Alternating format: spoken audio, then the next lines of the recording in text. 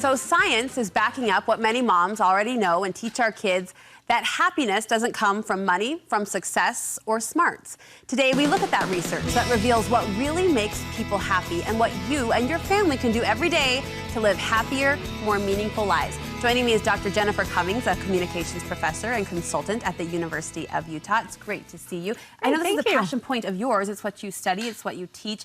And I think humans in general are pretty fascinated with this idea of breaking down the formula for happiness. Why are we so intrigued with this? Yeah, well, science and psychology has looked so long at the more negative aspects of our psychology, and in the last 10 years we started looking at positive psychology and learning more about what we can do to live our healthiest, happiest lives, and happiness is at the center of that research. What a great turnabout, right? I mean, why not? Let's celebrate that turn in research and tone. So big picture, Jennifer, what makes people happy?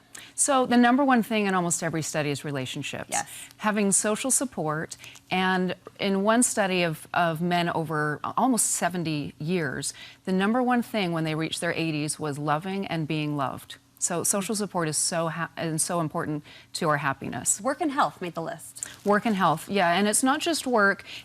It's meaningful work. It's fine, whatever your life's work is, whether it's employment or work at home, but whatever you engage your time in to make it really meaningful to you so that it matters. And service, too. In service, yeah. Volunteering makes the list as well.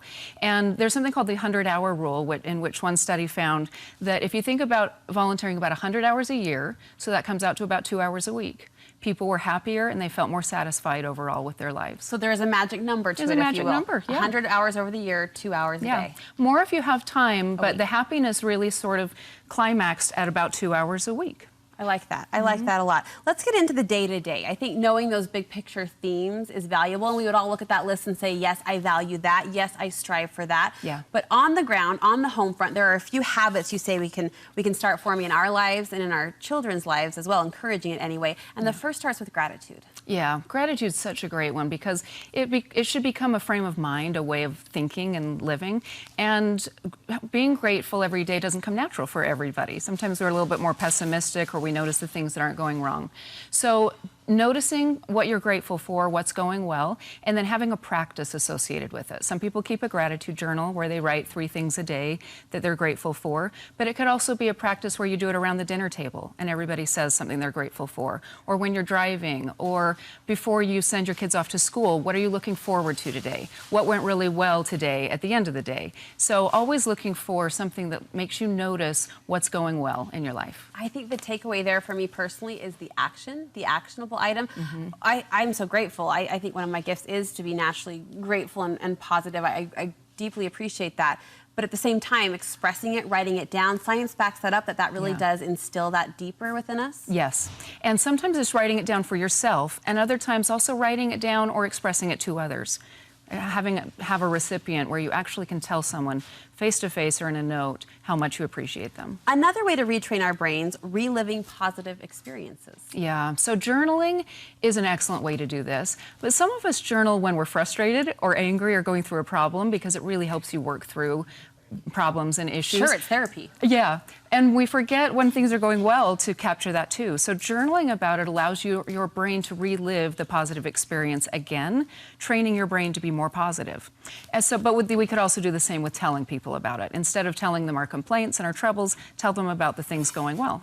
I have to think scrapbook, memory keeping, photo albums, they could come into play with this concept. Yes, really. It's a lot about retraining our brains to go to the more positive life experiences, the more positive feelings, and dwell there instead of dwelling in the negative. Well, without fail, my parents every Christmas have given us a year of family videos, right, digitized onto. And without fail, you pull those out, the family gathers around, popcorn helps, Orange Julius is a nice support too.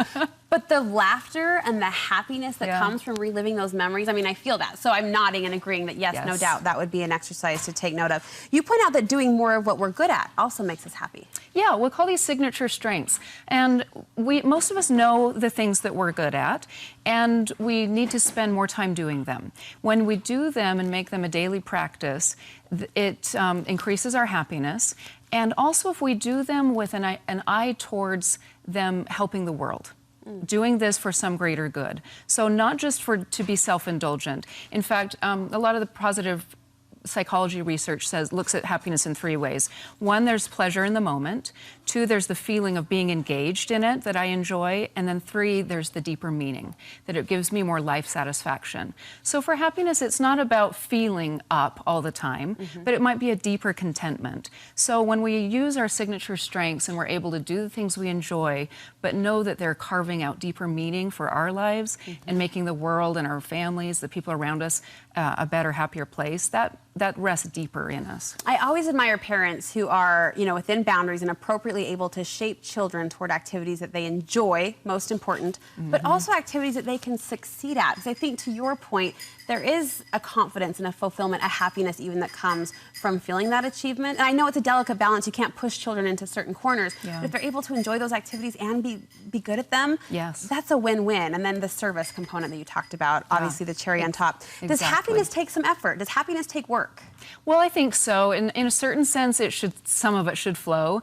But in another way, we need to make sure we make time for it. So instead of waiting for happiness to be some sort of surprise visitor that just shows up or doesn't, we should think about scheduling things that make us happy into our lives, building in activities that make us happy.